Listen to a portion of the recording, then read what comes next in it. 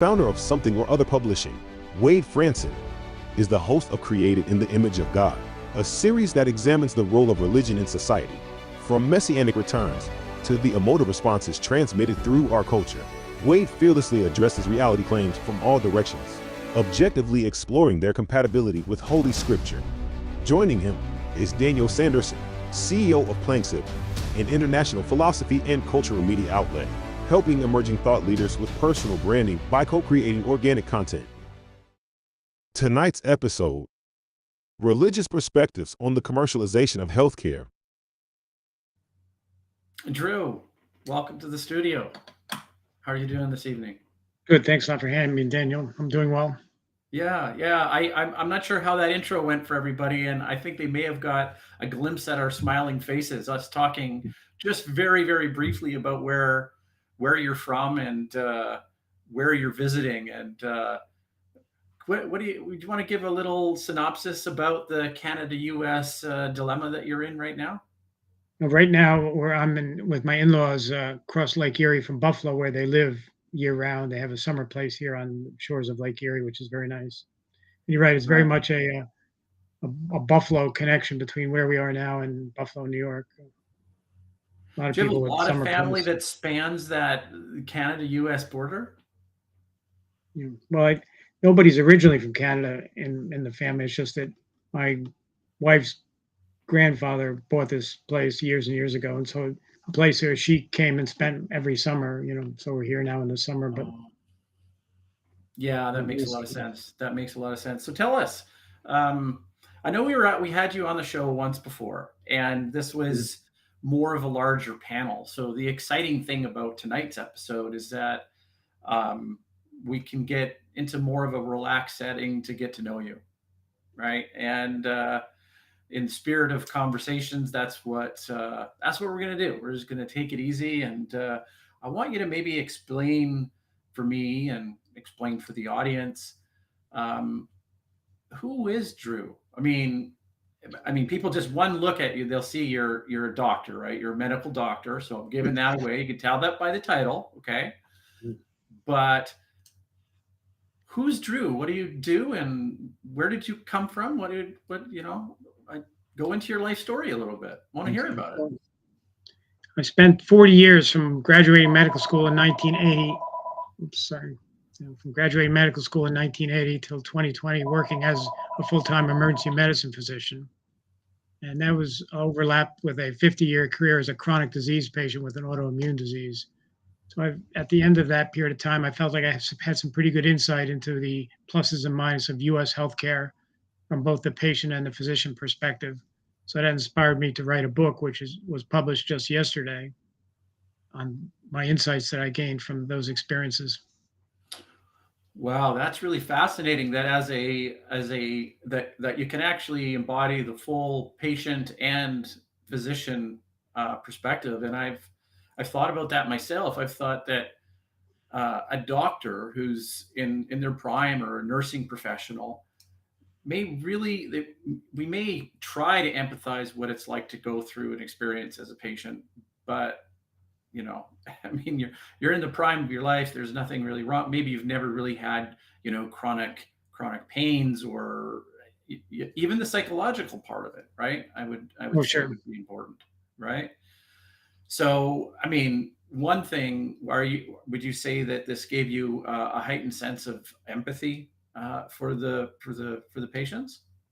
Yeah, I saw the shortcomings of the system. Frankly, when I retired 3 years ago, I thought this my profession is worse off than when I entered it 40 years ago. Mm, Um, and I think what's going on predominantly in the United States, probably different in Canada, is the patient-physician relationship is really key to everything we do in healthcare, or it should be.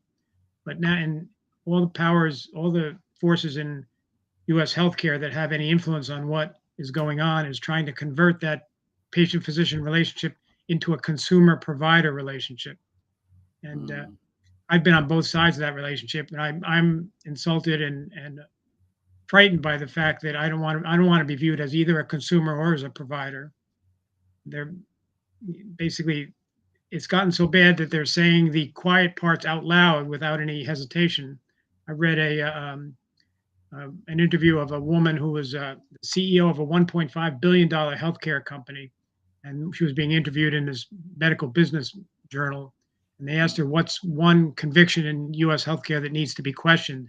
And her answer was that patients need a primary care physician. She said they need primary care, but not necessarily a primary care physician relationship, which was kind of stunning to hear. And basically, what they want to do is they want to deal directly with us patients as consumers, and they want to sell us services, and they don't want the physician interfering and guiding patients to maybe say that, well, you really don't need that service. So it's Yeah. U.S. There's too much money involved in healthcare, and Yeah. it's affecting decision making. Well, I want to share with the audience that I'm a Canadian, and so we have a little bit of a different sort of system. I think if you really, really dug into it, I think that you might find that the U.S. system isn't as bad from the perspective that I'm going to point out versus what happens with Canada, which is supposed to be universal health care, but there's we're up against things like wait lists and maybe shuffling around with specialists and stuff like that, right? Okay, these kinds of things. But ultimately, at the end of the day, I think we have the perception in Canada is that it's a pretty good system. Now, I want to share with you, I had thought about as a Canadian going down to the American system, going down to America, and I've always been secretly just ethically flabbergasted that you could have a state-of-the-art hospital that would turn people away like that. Somehow it just doesn't, it right down to the core of philosophy, right? Where where you have the oath, right? The doctor's oath, right? I mean, to push people away and say, I'm sorry, you don't have the proper coverage. It's definitely a modern conundrum or issue. Okay.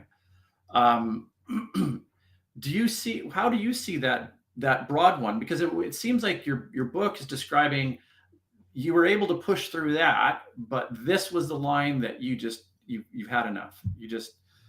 The relationship with the patients that you do have, that's it. That's the line. Would you describe that as being correct, Drew? I just finished writing this 300-page book in which I delved into all the research that shows that if you have a relationship with a physician and and trust that physician, you're far more likely to follow the advice that you're given. And between the two of us, I think it's a partnership. It has to be, in a sense, an equal partnership, but with different expertise. As the physician, I have the medical expertise. As the patient, you have the expertise in terms of how you're feeling, what you're concerned about, and what you want to accomplish with your healthcare. And if we work together and develop a plan that we can both agree with, then you're more likely to follow it. And it's very clear from the studies that if you know and trust me and you feel known by me, you're much more likely to follow through on the plan that we develop. And surprisingly, the health benefits are overwhelming. There's multiple studies that I quote in my book in which people who adhere to the treatment plans more, if they adhere more closely to the treatment plan they've developed with their physician, they have half the mortality rate of people who are less adherent. So it's not like a small, like a 10 or 20%. It's you're cutting your mortality rate risk in half by being a more educated, involved, and engaged patient in your own healthcare. So yeah, I have a question about is it possible that there's a doctor shortage, and in that case, I mean, I understand there's an element of profit which we're going to delve into, and we'll go to a commercial break here soon. And when we come back, we'll go into the profit sort of thing. So a little bit of a insight into where we're going to take this conversation. But in the meantime, when you look at the way the system is set up right now, do you think that there's an issue just with the sheer number of trained physicians that are available? Do we have a supply issue with doctors or nurses to be able to provide that? Or is it a triage thing where it's like, we literally, Drew, we'd love to do that, but we simply can't. We can't do it for reasons of capital expenditures. We can't do it for reasons of sheer population. We don't have enough trained nurses and doctors. What's your thoughts on that? Projections are that there will be a shortage of physicians across the board, predominantly in primary care. In the U.S., primary care physicians, either in family practice or in pediatrics, are the lowest paid physicians.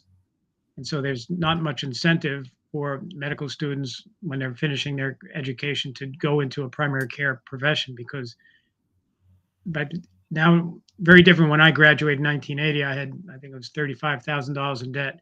Medical students graduating in the U.S. now are $200,000 in debt. Is not uncommon. And so when you're thinking about, gee, what kind of medicine do I want to practice? You're given a choice of a profession, a primary care profession that's known to be underpaid, or a subspecialty profession that's paid quite well. It's people get feel the pressure to go into the more lucrative profession or specialty. I'm curious about something, Drew. Give me a day in the life of. I mean, are you still practicing? Are you still going to the ER? Are you part of? No, I retired full time. I retired fully from emergency medicine in April of 2020, so it's been 3 years now. Okay, all right. Go back a few years and give me a day in the life of, and explain kind of what the work week was like. Like, is this really like all out, like intense, just like stressful life for 40 years, or is it? I enjoy my weekends. I'm kind of a cool uncle, and I do, like. Can you explain to me how that rigid performance for our healthcare? What did that take out of you during a week and a typical day? Well, in emergency medicine, one of the things that was most difficult to have a family life and a personal life is that we have to work. Well, the emergency department, of course, is open 24/7, 365. So we have to work nights, we have to work evenings, days. We have to half of all holidays. Basically, that's a given. If you're an emergency physician, you're going to work Christmas one year, maybe, and have Thanksgiving off. The next year it's the opposite. And so you're missing half of all holidays, and you're missing half of all weekends with family. And sometimes on your day off, you're recovering from the fact that you worked from 11 p.m. at night till 7 in the morning. So it's not a conducive to your own health lifestyle, because essentially 10 years into my career, in 1992, when I was 38, I had a stroke, which was, I think, somewhat attributable to the lifestyle. I had some underlying medical problems that were the main contributant, but it's a stressful lifestyle. Oh, that's really disappointing. There's, I think, lots of room for improvement there. Well, what we're going to do is we're going to go to a commercial break, and when we come back into the studio, we're going to introduce Wade Franson to the show. Everybody knows Wade Franson. So stay tuned, guys. Here we go to break.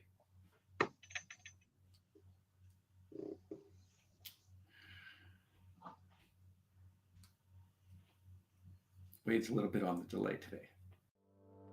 In a world where physicians face mounting pressures, one book takes a stand against the challenges imposed on our healthcare system. Something or Other Publishing presents The Healing Connection by Dr. Drew Remignanti. In the relentless pursuit of productivity, primary care physicians carry a heavy burden, caring for an increasing number of patients with complex health concerns.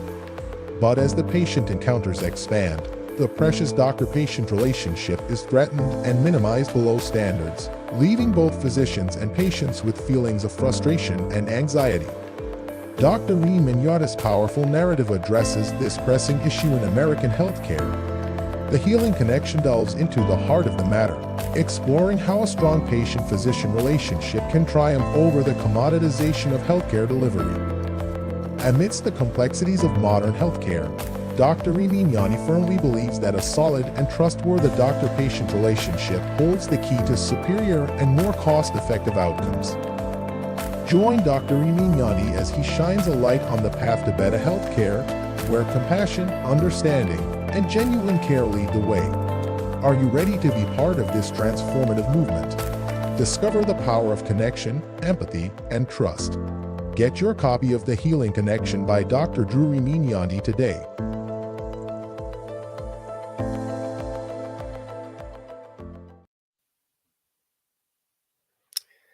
Well, Drew, so this is probably your first public appearance since you became officially a published author, right? You mentioned It's yesterday true. this Yeah. book went live, and so it is available for purchase today. I know you've got lots of plans, marketing launch, so share a little bit the feelings and emotions of having completed a career, then taken the time to write this book, which summarizes your perspectives and your viewpoints that you've developed over a life of service. Share the feelings that you have of finally seeing that in print, though it's possible you don't yet have a print copy, No, knowing no how print copy publishing yet. works. And during the process of completing the book, of course, I had to read through the edited version about a half a dozen times and started to bore myself to tears with myself. Except simultaneously, I had the simultaneous feeling that that's pretty much what I wanted to say, and I think what needs to be said and what needs to be understood about the shortcomings of our healthcare system and how we as patients can actually impact our health much more forcefully than we realize by becoming more knowledgeable, more engaged in our own care, and more adherent to the plan that we develop with our doctors. I think that's the I'm trying to provoke a conversation about how we try to wrest healthcare back from the business interest in the United States, if that's possible. I think it's necessary. I'm very confident that we could do that. I'm not confident that we will. The intention of my book was to try to provoke a conversation about that. How Well, can we that do that? conversation is beginning even here, and I want to highlight that that amazing video you just saw and this new book by Drew Remignanti. I don't know if I pronounced your name Yeah, correctly. yeah, the guy in the videos had it wrong, but Remignanti. It's kind of like lasagna and Chianti. So Well, Sharon here is mentioning New Zealand, and of course, Dan is from Canada. I also was born in Canada. I've lived in European countries, so I've had health services administered in a variety of countries. I've lived in 7 different countries, and then I had to go in and have an emergency procedure once in India when I was there, and I was kind of terrified of that. And actually, it went extremely well, and I was incredibly impressed with how this was handled in India. And so around the planet, this is being addressed and discussed. We'll get into that again a little bit more later in the show as we bring Dan back on about different nations and the way it's being approached in different countries. But I want to highlight that we will be giving away a copy of Drew's book, and you'll be one of the first on the planet to get it if you, in fact, have the comment that Drew finds the most interesting, enlightening, thought-provoking, and or humorous, or whatever other criteria Drew uses to pick the comment of the night. So do put your comments in the chat. Also remember to like this show, subscribe to this show, tell your friends about this show, and engage with it. So, Drew, next question for you. I was really intrigued because of your yin yang approach to medicine, in that you have a chronic condition, which you said you've had for years, an autoimmune condition. I also suffered from an autoimmune condition. So part of my experience in the medical field was in Germany, where I was finally diagnosed in a clinic where I almost lost my eye. I was about to go blind in this eye because my immune system was actually attacking my eye as one of the symptoms of this condition that I had. And that led to my own deep soul searching around how to get well in a world where medical science often doesn't really want you to get well, dare I say, because the profit motive behind it leads to wanting lifetime customers.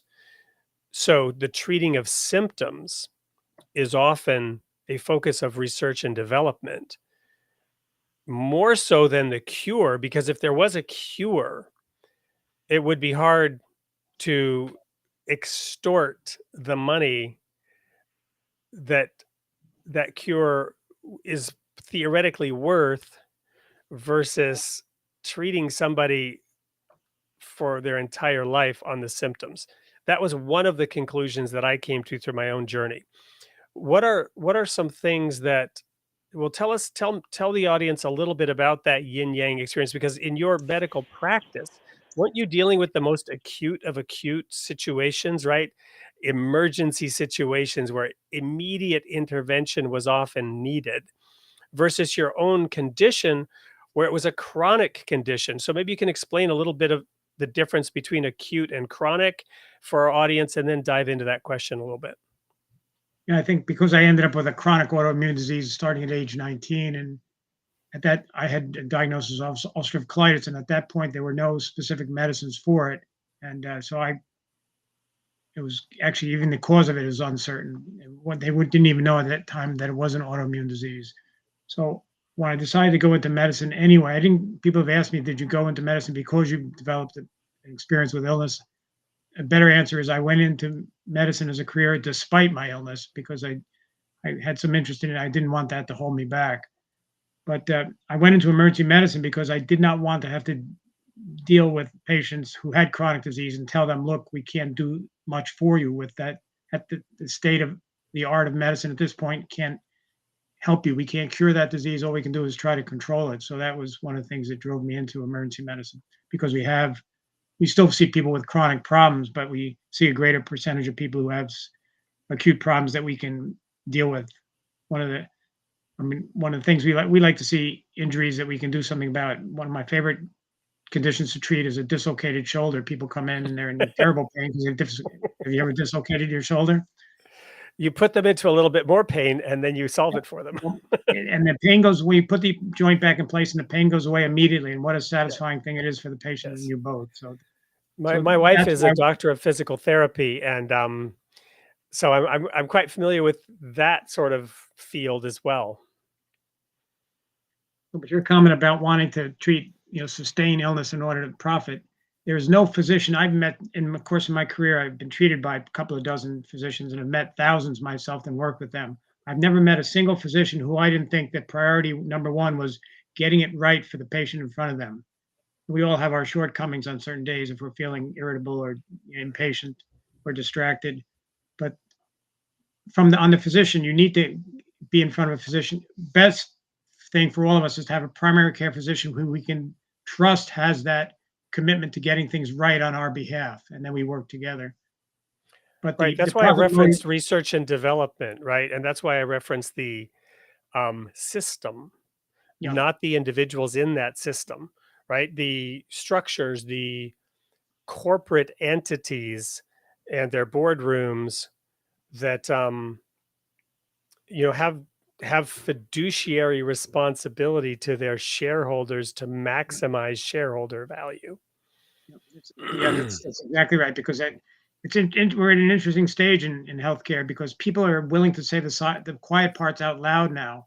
I quote a Goldman Sachs analyst who asked the question, is curing disease a sustainable business model? In the past, you'd be embarrassed to suggest that maybe we should hold off on curing the disease because that, if you're saying that in regards to these excellent cures now that are out for hepatitis C, not a short course, but a sustained course of medicines now can cure you permanently of a hepatitis C infection, which previously had been a lifelong affliction.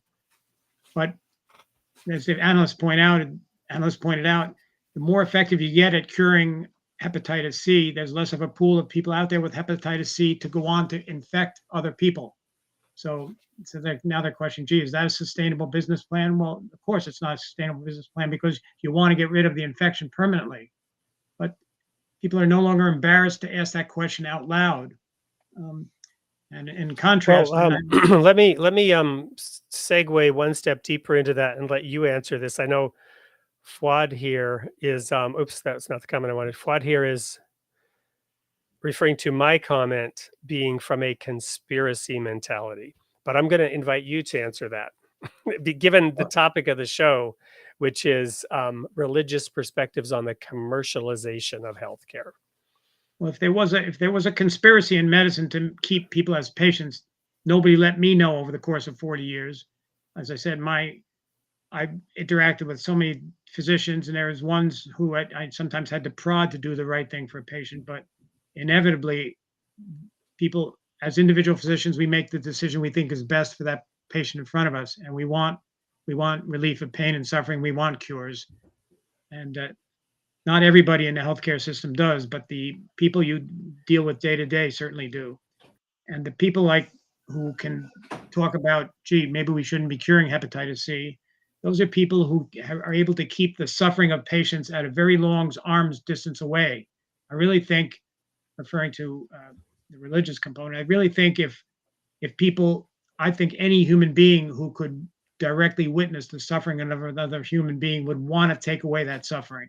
But if you can sit in a corporate office and talk about numbers and never be face to face with that suffering, you can make business decisions, and you're rewarded for business decisions, and you're expected to make business decisions.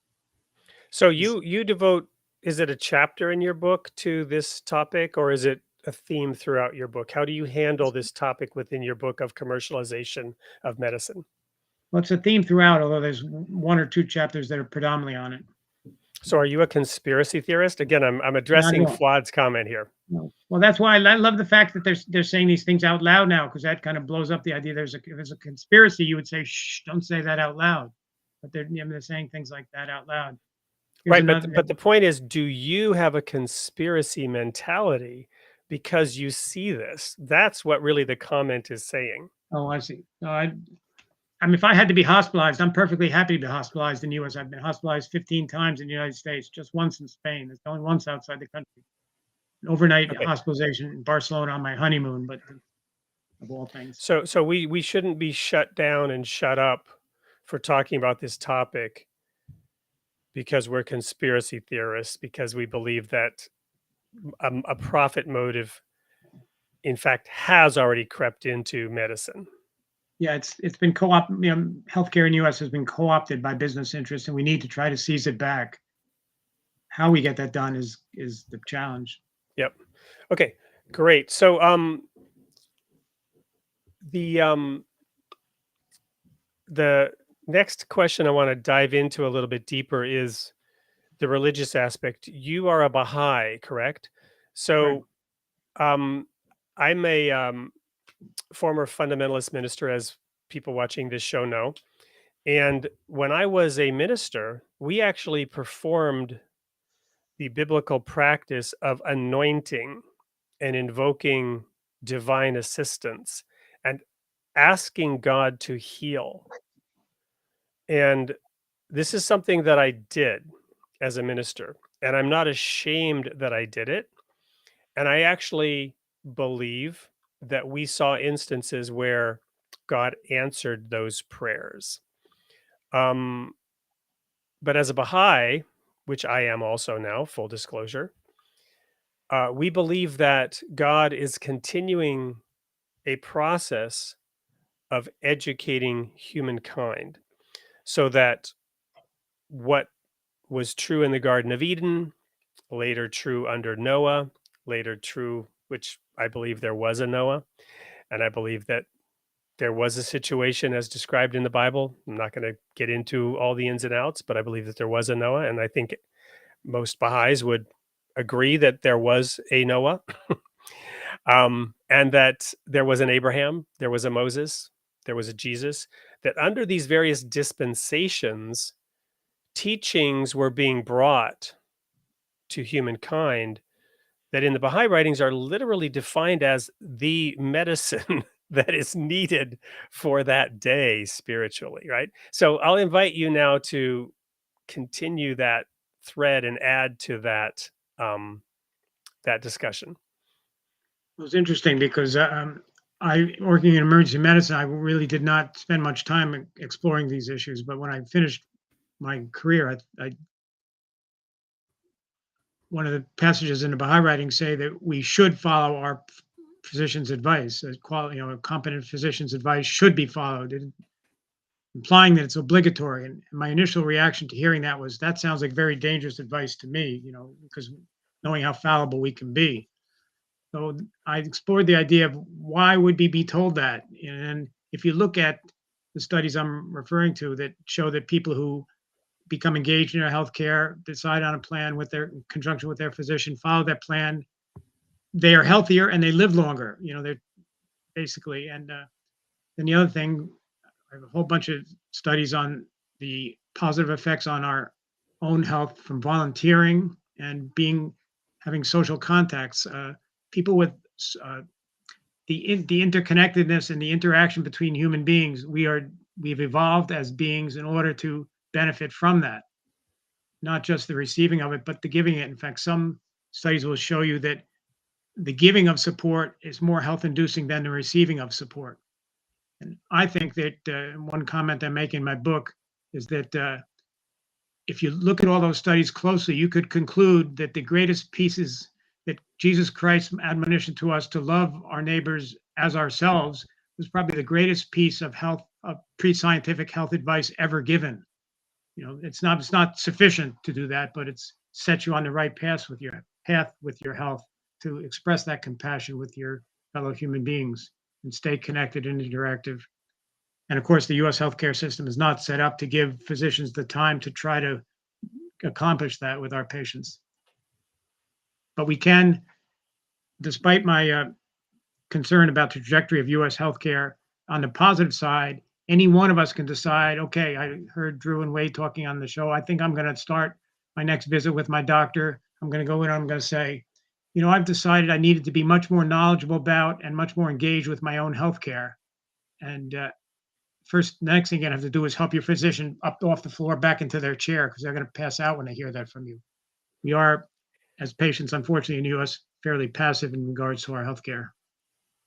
Well, I do know, again, as a Baha'i, not being a doctor, but having read some of the writings in the Baha'i dispensation around healthcare, that there's a lot of emphasis placed on having a physician and using the services of a physician that one trusts.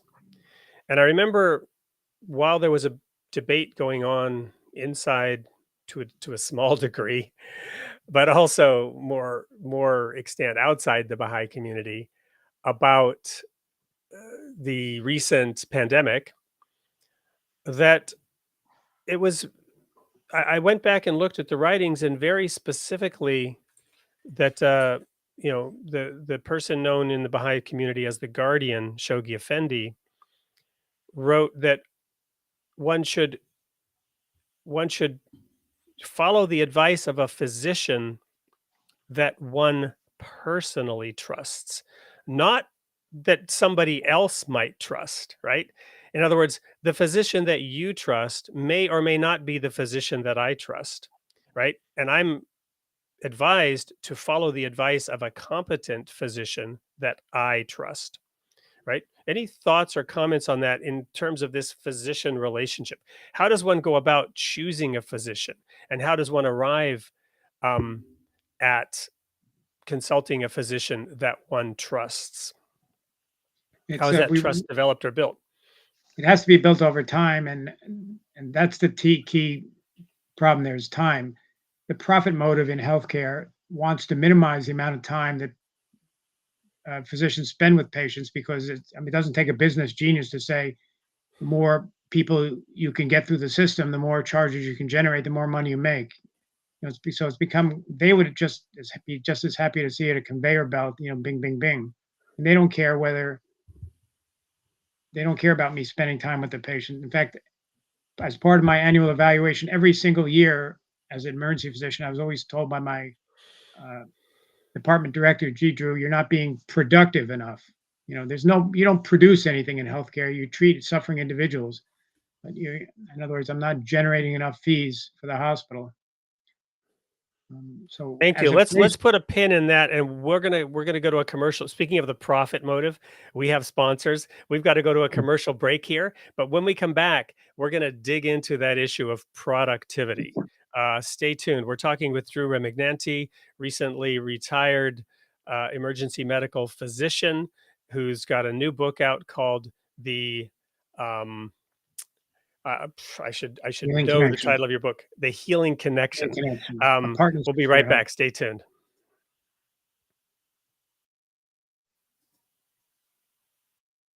And welcome to Something or Other Publishing, or as our friends like to call us, Soup. Soup is a platform that connects authors, readers, and service providers in one convenient place. Choose Soup if you're an author with a great book idea and you're looking for a publisher offering hands-on coaching in some of the best royalties in the business.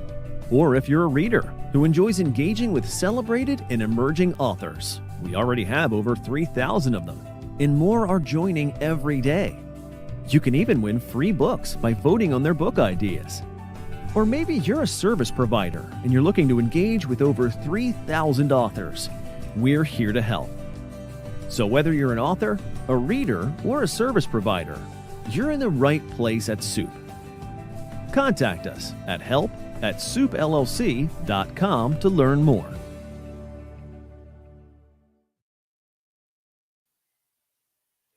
Welcome back to Created in the Image of God.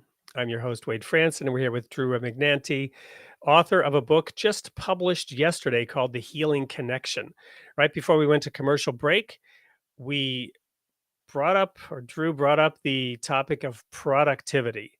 I'm going to mention productivity as well, because as I mentioned, I'm married to a doctor of physical therapy who spends her time, one of those lower paid physicians. She's not a physician, depending on your definition of physician, but one of those lower paid healthcare professionals who is very focused on her productivity and, certain regulations around Medicare and whatnot, what insurance companies are willing to pay for in terms of physical therapy.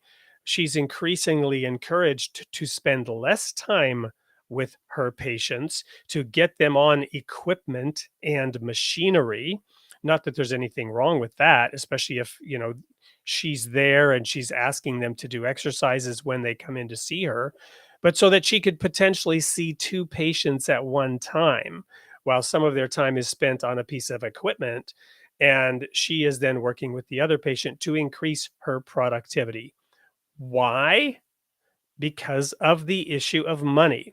Why? Well, physicians also would like to get paid. And as Drew pointed out earlier in some of his opening comments, going into specialized fields allows them to earn more money because more money is coming in per unit, per hour of productivity that they produce. Now, I have an MBA, and I was with Deloitte Consulting, advising large corporations as a management consultant how to align their strategies with their processes and how to deploy technology to streamline those processes. And I was paid a very high hourly rate for my services advising some of these large companies. I can mention some of them: AT&T, Southern California Edison, Wells Fargo Bank. These were some of my clients, and I advised them how to maximize shareholder value through streamlining their processes and implementing technology to increase their profits. Now, earlier we had a comment about a conspiracy mentality to talk about this infecting or infiltrating the healthcare system. But some of those same people who would say that would have no problem whatsoever having that same conspiracy mentality when it comes to corporations pursuing obscene profits for their shareholders. Why anyone would assume that this is not the case in the healthcare industry perhaps presumes something about human beings that is maybe true, maybe not true. I don't know as to why it would be different in industry A and not in industry B, right? Just throwing that out there. But the individual unit where the rubber meets the road of all this, again, coming from having an MBA and coming from advising Wells Fargo Bank how to maximize profits and rationalize their bank branches and the hours spent by the tellers, right? Right down to structuring technology such as their voicemail systems to get at that productivity, that increase in productivity that helps them improve their bottom line and make more money, right? So, Drew, let's jump back into that issue of productivity and what you saw in your experience as you were being asked to focus on productivity. Well, my goal towards the end of my career was to try to finish it at the time I wanted to complete it for 40 years without getting fired for lack of productivity. And almost every annual meeting, I would say, to my director, I work at the pace I think the patient in front of me requires. And some fast things are fast and slow things are slow. And when you've been doing something for 30 plus years, you get pretty good, not flawless, but you get pretty good at determining what needs to be spent more time with and what shouldn't. And at that moment, I want administrative faces to be out of our faces. It's me and the patient. We're trying to figure out and get it done right on behalf of that patient. And if it takes more time, then it takes more time. So, but you have to be willing to. I mean, literally, my director would speak to me in ways that made me realize that my job was at risk if I couldn't be more productive. But I'm sort of a stubborn guy, and I basically said, you know, you know, it's up to me to decide how much time I want to spend with patients. I was able to get away with it, but probably just by the skin of my teeth. I think another year or two, I probably would have been fired for lack of productivity. Well, your very astute observation about things being said. You know, there's this like meme or this humorous scenario in which somebody says, "Did I say that out loud?" Right? Did I say that out loud? Right? And some of the things that were said out loud, you mentioned one of them before. What was it? Yeah, I'm trying to remember now what a woman said out loud that before. The patients don't need doctors; they need primary care, but not doctors. Right, right. So, moving away from having a primary physician so that, and I loved your insight there, so that there's not a human being such as yourself able to say, wait a minute, right? And, now with our iPhone, we can, I'm seeing these ads where you hold up your finger to the camera here and it does your diagnosis. And then that's wonderful because now it can prescribe a product for you, which you can double click the button here and order right there off your phone, right? Put your finger up here, get a diagnosis on whatever it is you're going on in your metabolism, and then have a suggested product and double click to pay for that product with Apple Pay. Now, it doesn't get more productive than that. I have this great quote in my book. There's if you're ever in Hawaii, you go to Four Seasons Maui Hotel, Four Seasons Resort in Maui. I haven't been there, but the article points out that you can check in the hotel, and if you want, you can order up a stem cell transfusion for $12,000, or you can have an ozone treatment for 45 minutes that supposedly, makes your blood super oxygenated. So the guy was asked, he says, well, we're not claiming any benefits from these, and we're leaving it up to the patient to decide whether this might be right for them. And he's had the nerve to say, we can explain the science. I would love to be in front of that guy and say, okay, go ahead, explain the science to me that someone can order up a stem cell transfusion for whatever reason they think they need it. It's just gotten way out of hand. The business interests are appealing to incompletely informed patients who are anxious about their health. And if they're willing to buy a product, someone's willing to provide it. But I want to clarify one thing. That everybody in the US knows that doctors make a pretty good salary. This is true. And healthcare is outrageously expensive, which is equally true. But the conclusion that the second is because of the first is absolutely wrong. The fat in the system in healthcare is not going in the physician's pocket. You have healthcare administrators and administrators at pharmaceutical companies, health insurance companies, and medical centers that are pocketing six to nine figure salaries every year, income, including bonuses. So hundreds of thousands to hundreds of millions of dollars every year. And it's not that their job is easy, and I probably couldn't do their job. I wouldn't have the patience for it. But the fat in the system is not what the doctor is making. And I think as patients and as physicians, we have the same incentive to change the system, but we just don't have the power. The people who have the power to change the system, the politicians and the administrative people, they have the power, but they don't have the incentive because they're making good money. Why would you change a situation in which you're making good money? So I think the solution I see is that we have to form these partnerships 2 by 2, patient and physician, and say, okay, we're going to do our own thing within the system. I wouldn't enter the healthcare system in the United States without a guide, being my primary care doctor. I mean, I've been hospitalized 15 times in the US, and I've been pleased with every hospitalization. So I'm not saying we don't deliver quality care. We certainly do. But Well, amen to that. So from personal experience, I mentioned my time in India where I had to go in for an emergency procedure, and I did not pay a penny. I had no travel insurance. Um, I had no special insurance, and it wasn't a huge procedure. It was, I guess you would call it an outpatient procedure.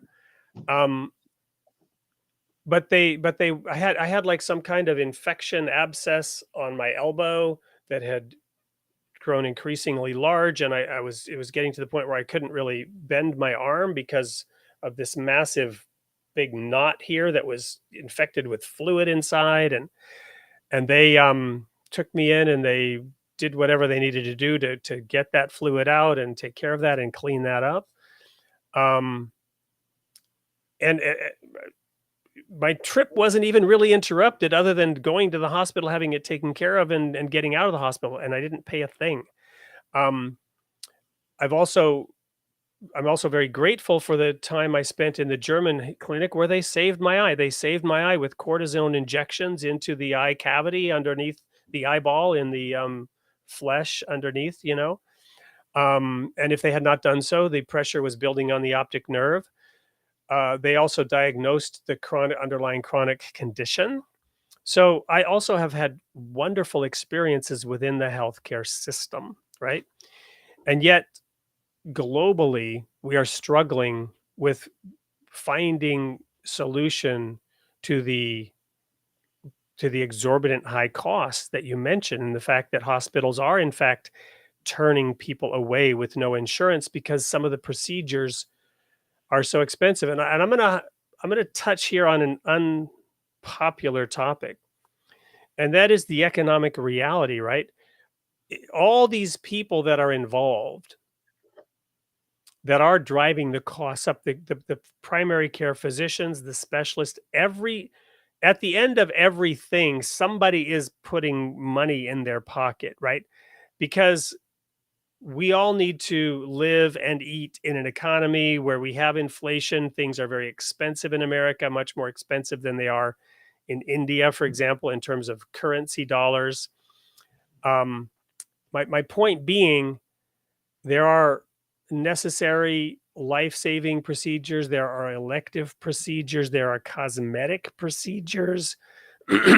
there's no clear-cut line between many of these procedures that could be done. Again, my wife being a doctor of physical therapy, I'm familiar with some of the parameters around knee replacements, hip replacements, some of these procedures being done on people in nursing homes who, even though they're having knees and hips replaced, are unlikely to be able to ever use those knees and hips that are being replaced. We have a lot of systemic issues around determining who should get these procedures, when they should get them. Should everybody always get every procedure that they want? And that, Dan mentioned waiting lists. So I think, having raised this topic, Drew, we'll invite Dan back into the studio after this next commercial break, and we'll dive into that. What is the fix? Given these large systemic problems, what can we do to fix it? And what is the role of religion in it? Does religion play a role? And is it possible to have religion play a role in solving this problem? When we come back with Dr. Drew Remignanti, we'll tackle that question. We'll bring Dan back into the studio and we'll say, how can we fix this system? Is it broken? Is it irreparably broken? How can we fix it? And what role will religion play? Stay tuned. In a world increasingly disoriented and lacking spiritual values, many are turning to religion as a source of inspiration and comfort. Each person chooses their individual path, and if there is one thing we are known for, it's providing a positive platform for diverse points of view, to provide each of us the opportunity to discern truth for ourselves. Something or Other Publishing is proud to announce the creation of Royal Falcon Press imprint to feature the unparalleled talent of multiple writers who will bring uplifting and thought-provoking contributions to the body of religious literature, offering current spiritual insights and practical solutions to the challenges we face. Let's grow together as one of the most substantial spiritual communities on the internet. Register and explore a new way to achieve universal wisdom and reinforce your faith with all the surprises Royal Falcon Press has in store for you.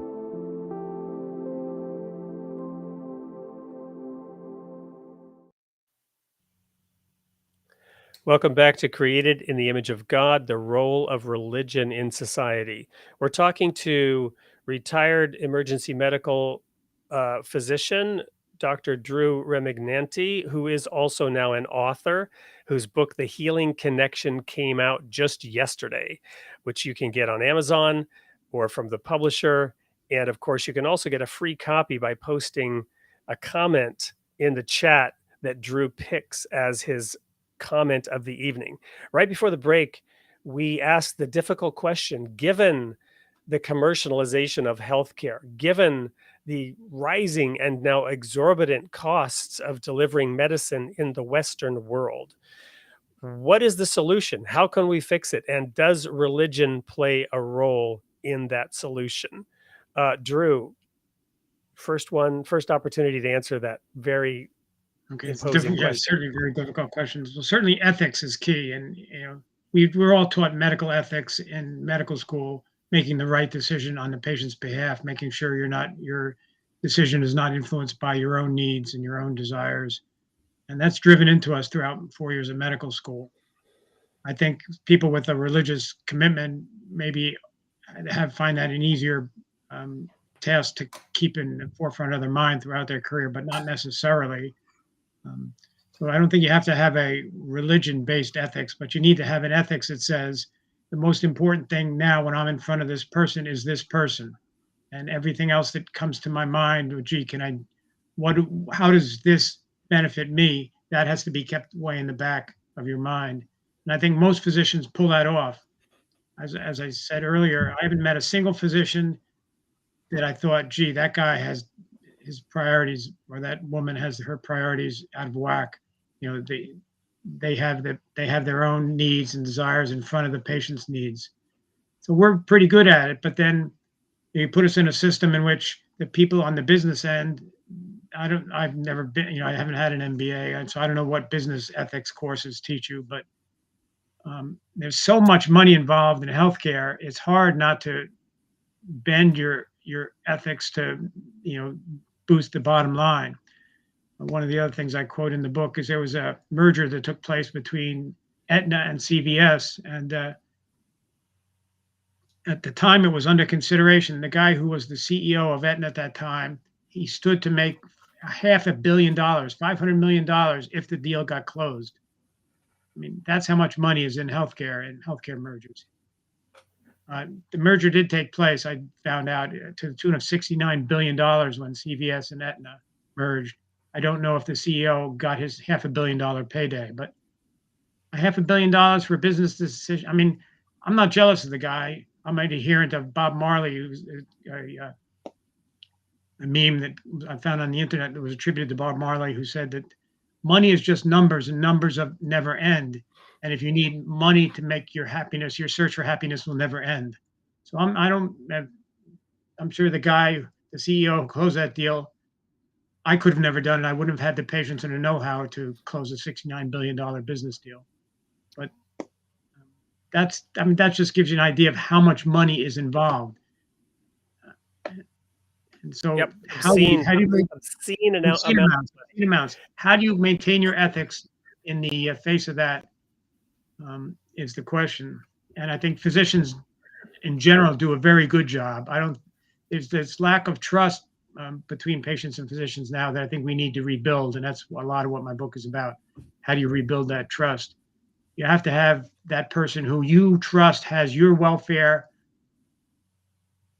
in the forefront of their mind. I define love myself as the willingness to put somebody else's welfare ahead of your own.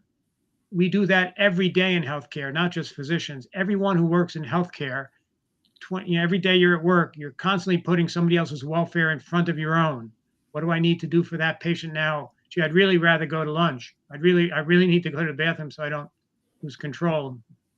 And you set that noted, I have to go do this for this patient now, and I have to do that for that patient now. And you put those people in front of you, and those are acts of love, I believe. And if you do them properly, not only does the patient benefit from that, you benefit yourself from carrying out those acts of love every day at work. We don't think of it in the moment. We think, gee, this is driving me crazy, but Thank you, Drew. I'm going to flip this now over to Dan on the topic of religion and ethics, right? This is coming, Dan, from the perspective of your deep and abiding interest in the Greek world. And question for you, which came first, religion or ethics? Did ethics emerge from religion? Did ethics emerge independently of religion? What's your thought on that? No, I think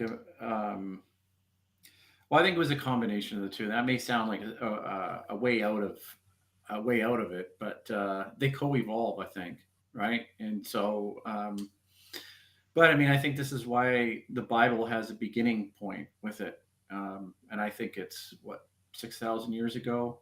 Basically, it was from a creationist standpoint, right? Yeah. So let's not go there because we had no, but it's no. So look. Big Hammer put this comment in the chat. The planet is older than 6,000 years, Wade. And my snarky response was, when did you learn this, Big Hammer? I've always known it. Right. So this obnoxious assumption, right, that religious people believe the earth is only 6,000 years is beyond the pale, bigoted. I'm sorry, it's a bigoted comment against religious people. Okay, I was going to be a little bit softer on it because I think there's there's a metaphor you can use. Like, I want to bring the two sides. I'm always this conciliant person to say, well, what's beautiful about it then? And what do I always talk about? What do academics talk about when they think about ancient Greece, the Socratic pivot? This was a very important part in human history where the Greeks gave us the awareness of proof through abstraction.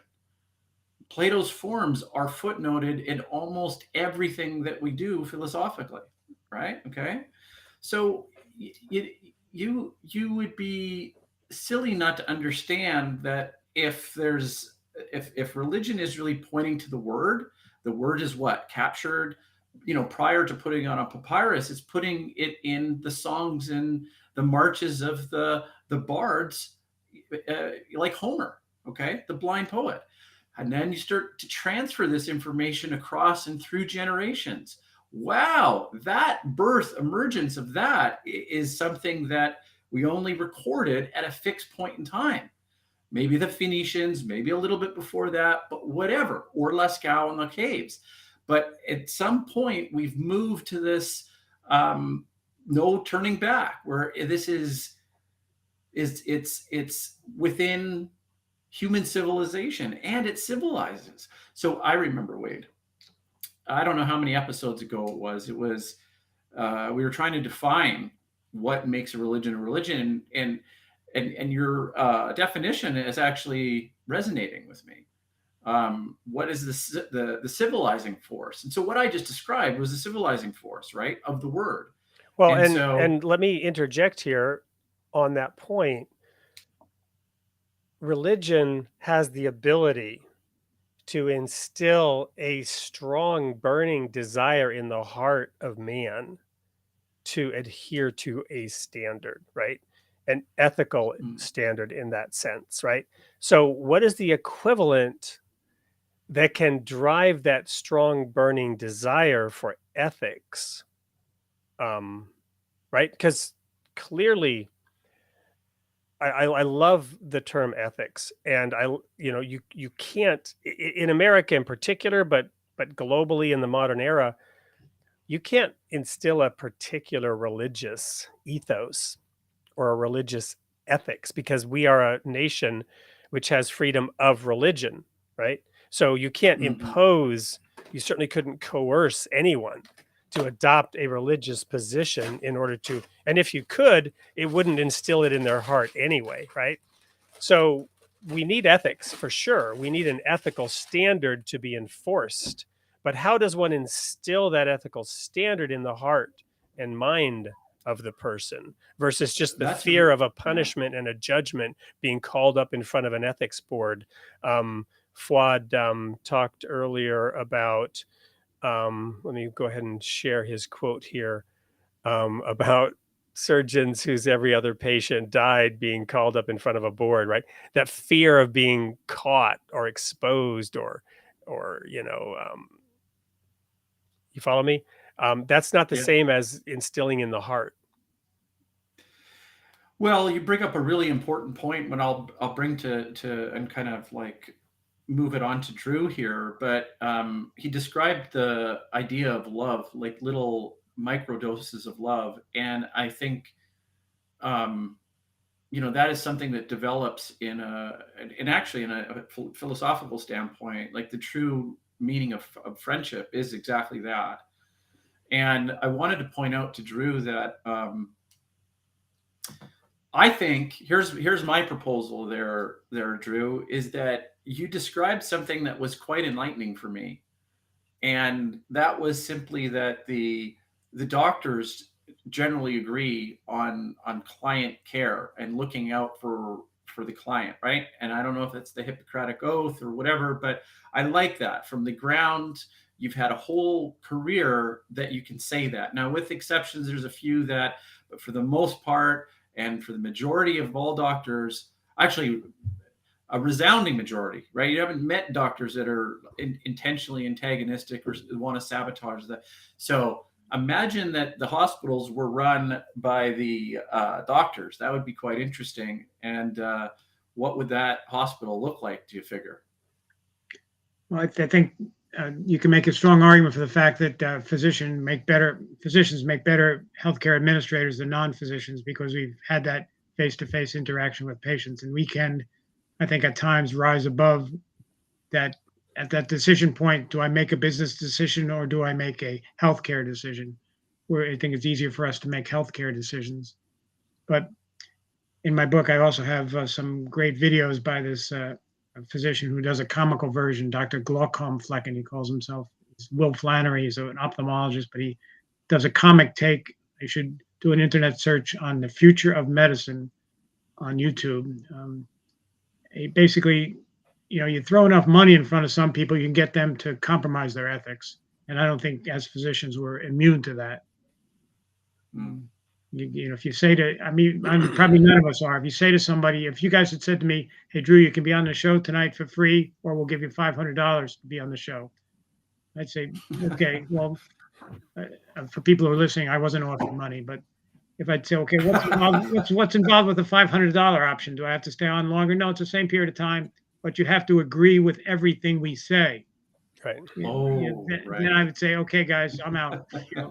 Right, but what would your price tag be? I mean, earlier we talked about that $500 million payoff, right? I would love to be this. Dr. Glaucom Flecken has, he's. No, but my point is, so it's like a magnet, right?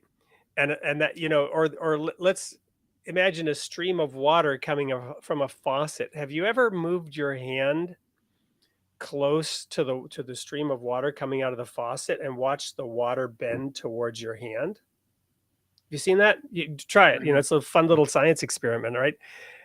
Run some water in the faucet and move your hand towards it and watch the water move towards your hand. And then you can ask scientifically, what is it that's causing that water to move towards the hand? So how much of a flow of money is required to cause the average human being to begin bending towards it, right?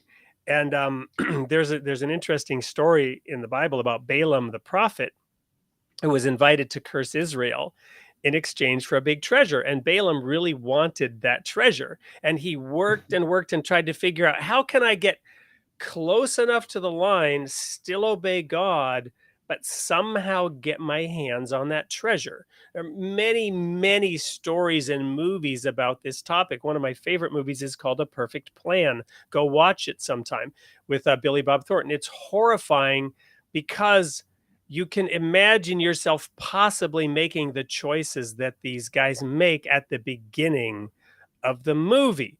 And one choice leads to another, leads to another, leads to another, as the water bends towards the hand in this analogy. So that's why I jokingly said, what is your price? And we all, every single human being will change their behavior for money. Without a doubt. We go to work, and I would rather lay in a hammock, right? I would rather eat Doritos and hot sauce and binge on Netflix than go to work. But I change my behavior because I need that money. The question is, to what degree does one change one's behavior? And at the aggregate scale, all these little modified behaviors, you talked about it earlier, Drew, in the push towards productivity. And I'm sure you did make some compromises and change some behaviors in order not to get fired. Not that you compromised your ethics, not remotely indicating and hinting that you would change your ethics. But I could cite examples in my own life. I consider myself to be incredibly ethical. I have both a fear of disobeying God and such a love for God that I want to conform my life to the standards that I imagine God is asking me to conform to. And yet, when the hand moves towards the water, I might modify my behavior. We all do it. If we're honest with ourselves, we all do it. Systemically, the aggregated changes in behavior lead to what we have. And so, I guess fundamentally, again, talking about having an MBA, these healthcare companies, they are governed by the same laws that govern everything else. And what do they teach in an MBA? It's not the Hippocratic Oath. It is that you have a fiduciary responsibility. And that is the gold standard. You have a fiduciary responsibility. If you violate that fiduciary responsibility, you can do not pass go, do not collect $200, go directly to jail. The whole Sarbanes-Oxley, for those who heard of that, I was involved in that when Sarbanes-Oxley was coming out, which is to get deeper at holding people accountable to that fiduciary responsibility and the GAAP, generally accepted accounting principles, GAAP rulings and GAAP reportings as to how all this does inside the system of systems, inside the belly of the beast. Ultimately, healthcare companies have that same fiduciary responsibility to maximize shareholder values. I don't know what the solution is there. Any thoughts, Drew, as we wrap up this hour? And maybe we need to come back and explore that deeper with other experts, and not to go totally off the track though, because I think your book and where you put the focus on the patient doctor relationship is a critical element. So I'm coming back down to earth here in terms of wanting to fix the whole system. I think from the inside out. Maybe that is where we want to end this show, and invite you to comment further on that in light of this system of systems and your own personal experience of, potentially being worried about, am I going to keep my job, or am I going to stay true to my own personal view of ethics? I think the necessary first step is making that commitment to your own healthcare through the primary care doctor. And I think we can do that regardless of what anybody else does and regardless of what the system does. We can improve our health and decrease our mortality by making that commitment. And it's going to take some work to find a physician that you can work with. But I think that's step number one. It's not a panacea, but it's step number one. No, I love that. And let's take, the whole climate change industry, if you will. And what we know as consumers is, guess what? We recycle our trash. We try to make wise decisions. We try to not buy goods that come in excessive packaging. We make little micro decisions as individuals. And we might also advocate for certain laws and change and whatnot. But you're advocating at the granular level, at the rubber meets the road level, for behavior changes on the part of the individual. What else can individuals do, and what can doctors do? How can that relationship between the doctor and the patient work together at the next step up in terms of, making choices and stopping some of the madness that might otherwise go on? What does that look like? I think there has to be, you have to get enough people agreeing that it's a madness. It's Elizabeth Rosenthal, whose book, An American Sickness, I quote her, and she said that, we've turned over healthcare to business interests. And now we can't ask them to be Mother Teresa's, because that's not their business. Their business is to make money. And she quoted a guy who said, in this current business environment, we would have never developed a polio vaccine. What we would have developed was iron lungs in 7 different colors with cell phone apps. I thought that was a great quote. Yeah, maybe excessive, but become frightened. We have to become frightened of where we've gone, and I think one thing we could start doing is we have to incentivize primary care. First of all, get the people who are willing to put their time and effort into being good primary care doctors. Make it financially viable for them to do that.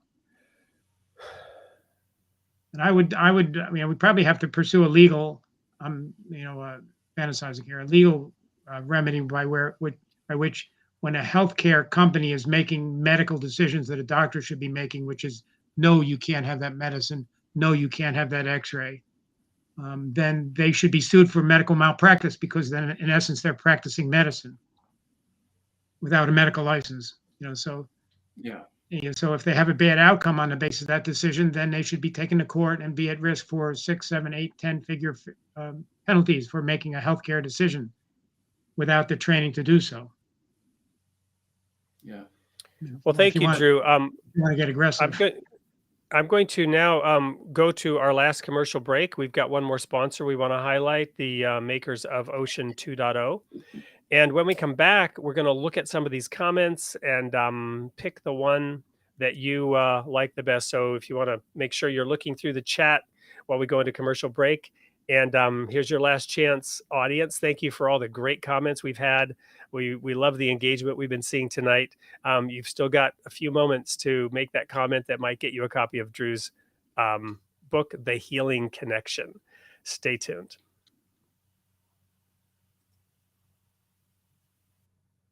Discover the world's religious traditions like never before with Ocean 2.0 Reader.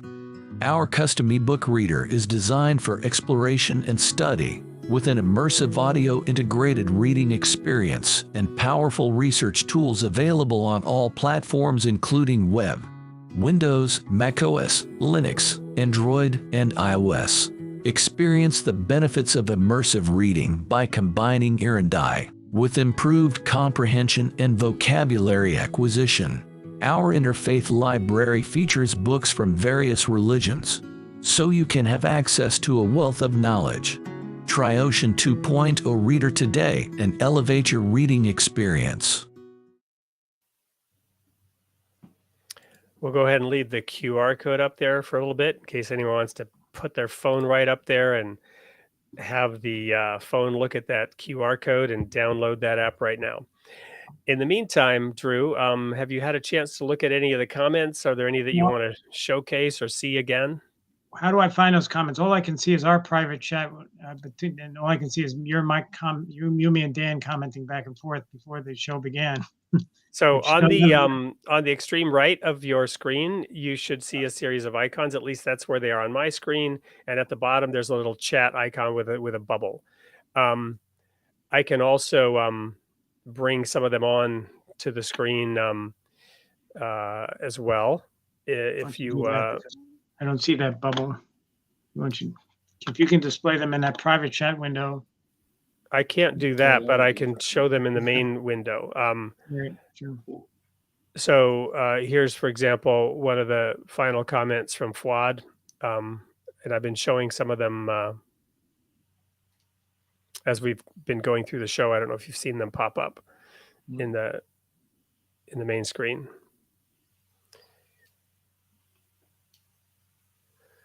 I see the one comment. Patients know. That is the trust. Patients know once they talk to their physician if they are interested in them. I think there's a lot of truth to that. It takes multiple conversations with your doctor, and then you should be able to get a sense this person is interested in me as a person, as a patient. I think that's. Got a similar comment from Sharon. A competent physician prefaced to this injunction: we know this because our health improves exponentially during the therapeutic and mutually beneficial health producing relationship. Mm-hmm. There was a comment at the very beginning from somebody from Australia about them. Yeah, that was also Sharon. Great to know Drew finally got his book published. We have different healthcare system in that's the indigenous name for New Zealand, right? I'm not sure how to pronounce it. Aotearoa. In the early 80s, that intrigues me. They faced a similar dilemma in the 80s. I want to know, health became a business. What did they do? Yep. Or are they still in that? Probably still stuck in that, right? I mean, what I've understood about the Obamacare is that it's just got such a critical mass of momentum that's moving. I mean, even Canada may not have gotten universal health care if we tried to set it up today. The fact is there was a time in history where that was appropriate or possible, and or doable. It gets harder and harder to switch later. Here's another comment from Cameron. In response to Fuad, many of the big health insurance companies now own the hospitals. Here in Seattle, where he lives, we've even had hospital mergers. Virginia Mason and Fred Hutch and Seattle Children's are one now. Yeah, hospital system consolidation is a big problem. I heard a stat the other day that 75% of healthcare markets are conglomerates at this point. So, and that affects care because you no longer have to be as good or better than the next guy because there is no next guy. The next guy, you own the next guy, you own this guy, you own that guy, you own everybody in a system. There's no true competition. So that's critical. And again, I think we're going to have to impose legal solutions from above, which is no, you can't have healthcare conglomerates that own more than a certain percentage of the healthcare systems in a given geographic area. How does that, though, relate to the call for universal healthcare and state-controlled or operated? Or I'm not even sure how it all works from a business perspective up in Canada, for example. Well, that's interesting as you guys were saying that, because, I mean, there's obviously quite an obvious private aspect of corporations within your facilities. So it'd be interesting to say you need more competition. Well, we have universal healthcare, so who are we competing with? And I think I'd push back a little bit there, Drew, but if you hear me out, I think you might agree with me on this. The doctors themselves all have that primary focus of helping patients. And in some other disciplines, you could say engineering, for example, there is, and it happens with doctors as well, but there's a peer judging. There's a peer is going to scold you more than a bureaucrat can ever scold you in terms of, justify to your peers why you did that to that patient as he came in. Why did you recommend that, right? So that peer policing is actually, I think, really strong because of the solidarity and the common direction, the common ethos of the doctors for putting the patient first. So building a system around that to me seems to be now revolutionizing the system is I think a bit of a crazy idea, but bringing them back so that there's more and more autonomy with the doctors on the ground, I think would be wonderful. I think it'd be great. The doctors really don't have autonomy any longer. The number of physicians who are still in their own practice calling the shots for themselves they're in less than half, or more than half the physicians in the United States are now employees of larger corporations and necessarily dancing to the tune of certain things they're asked to do. Well, and perhaps a very contentious, unpopular topic, but during the pandemic, it's my understanding that the autonomy of physicians to practice medicine in the manner that you're describing was seriously curtailed and encroached upon as protocols were enforced, and the threat appeared of having one's license revoked for doing anything that was not officially sanctioned by directives that were coming down very quickly and very firmly in the name of science that is since then being contested, but at the time, imposed in a rather draconian fashion due to the declared emergency and perspectives that were prevailing that are to some degree being challenged today. What were your thoughts, Drew? Like, what did you think when pandemic started? How did it develop? Were you ever handcuffed? Did you think that? Well, Drew retired right at the beginning of that. By pure coincidence, I had made my decision to retire in 2020, way back in 2014. So I had a 6-year plan. In fact, I'm going to retire in 2020. That'll be a nice round 40 years. And so I can, with a clear conscience, say COVID did not chase me out of emergency medicine or healthcare. In fact, when it became obvious how big and persistent a problem it was going to be, I felt obligated to say to my group, look, if you guys want me to delay my retirement, I'm willing to consider it. I didn't say I would. I'd said I'd consider it. At that point, I was 67 years old. I was on 2 immunosuppressive medicines for my chronic autoimmune disease. And so they said to me, don't be an idiot. You gave your notice years ago. Leave now. Like they joke, the only reason we would ask you to stay, Drew, is if all of us were out on quarantine. And we might say, gee, there's none of us to staff the department. Please come in. Let's hit the Drew button, and Drew's the last one in. So I was able to leave with a clear conscience, although it still bothered my conscience to leave when what is hitting the fan. It was a crazy time in emergency medicine. Well, it was scary for the doctors and the healthcare professionals. So back to my analogy there before, or my allusion, the story, an allusion to a story where the doctors could run things like a mini democracy. It's like, wow, wait a minute. In an act of an emergency, we can have access to the coffers of society. Well, yeah, let's just shut everything down.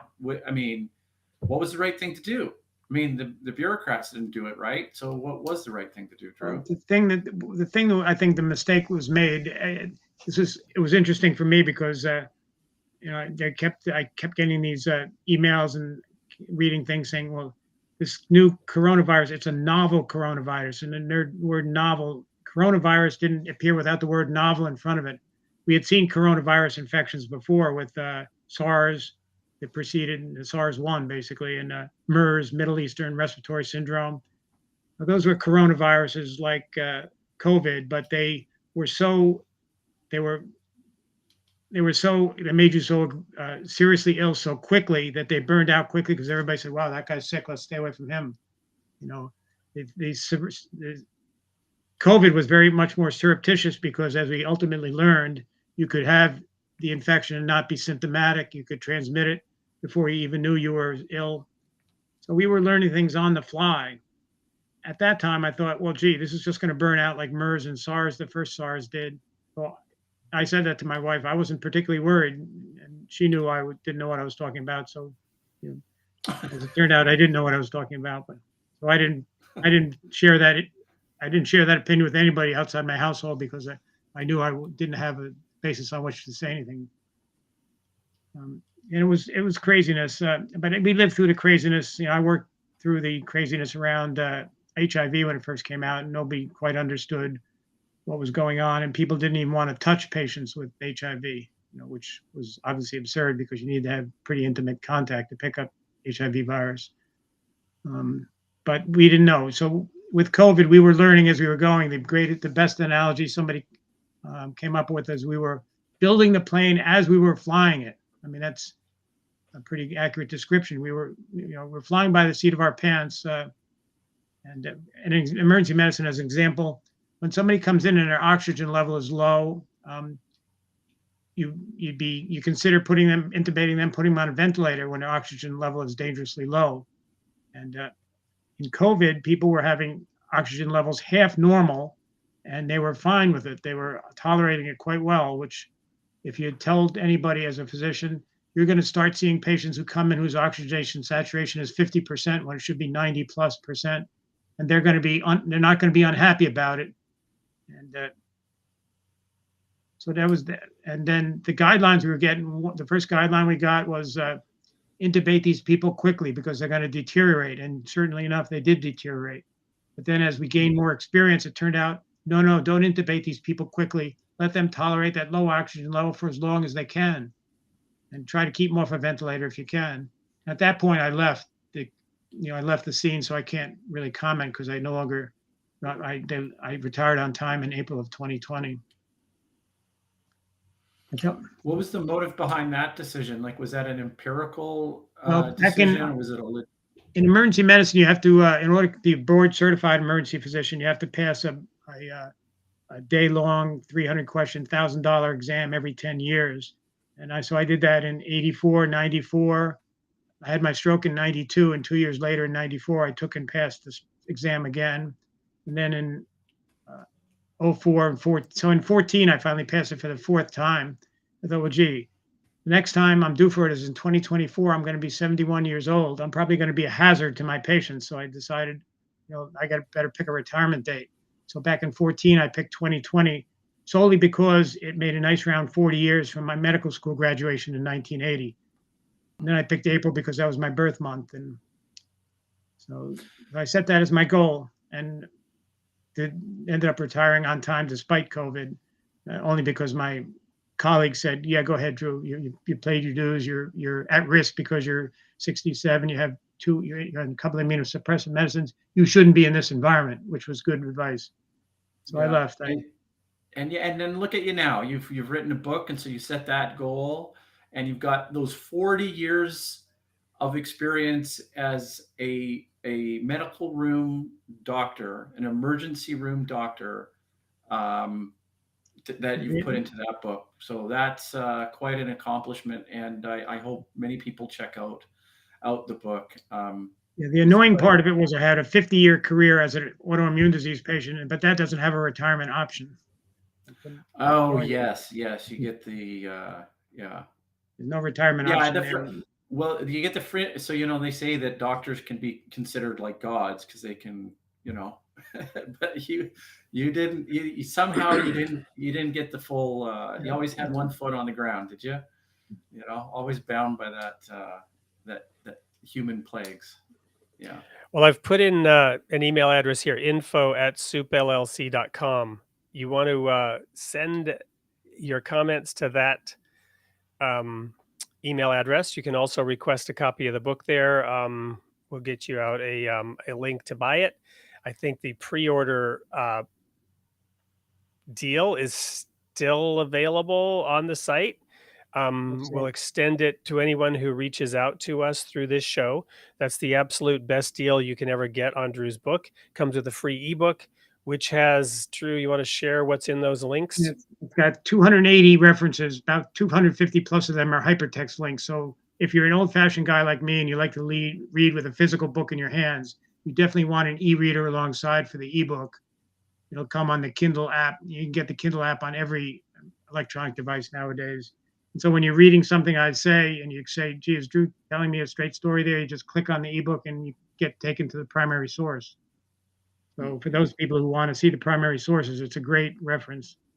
And then there's a good half a dozen or so entertaining videos that say the same thing I'm going to say, but usually in a more concise and entertaining fashion. So what a concept! Independently research and find out if Drew's telling the truth. Yeah, I don't take anything I say on face value. Go to the original source and see if I'm quoting accurately. It was other interesting about 2014 when I passed the boards that time. That's when it got the bug in my bonnet, the bee in my bonnet. Gee, maybe I want to write a book someday.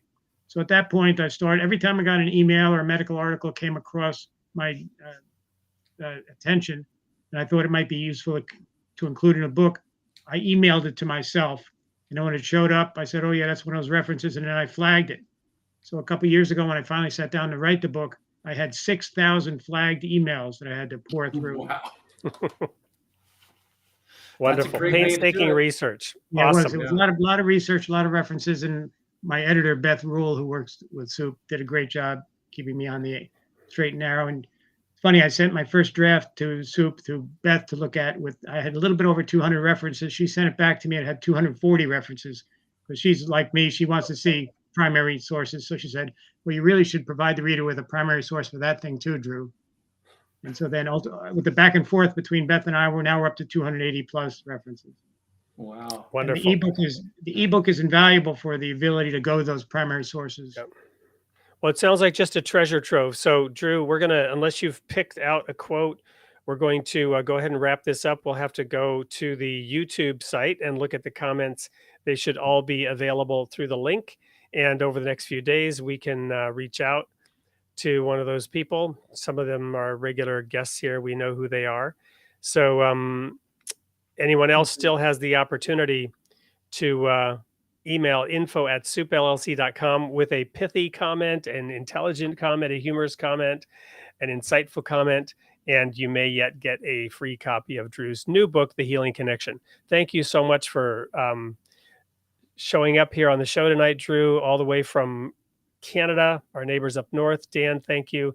And thank you to all the audience who participated in tonight's show.